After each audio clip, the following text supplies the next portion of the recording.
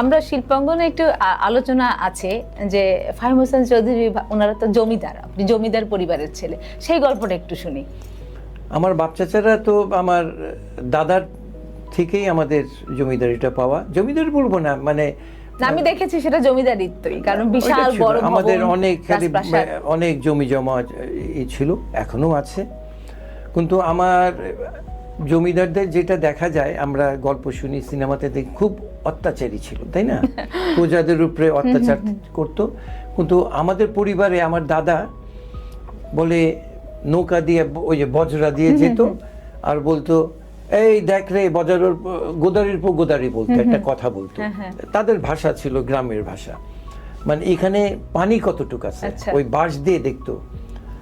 সে বুঝতো যে ওখানে কতটুকু জমি, ওই করতে করতে আমাদের মিনিমাম কয়েক হাজার বিঘা জমি আমাদের এখনো মোটামুটি অনেকই আছে। কিন্তু মানে যাতায়াত না থাকাতে অনেক কিছু নদীতে ভেঙে নিয়ে গেছে, যাই হোক।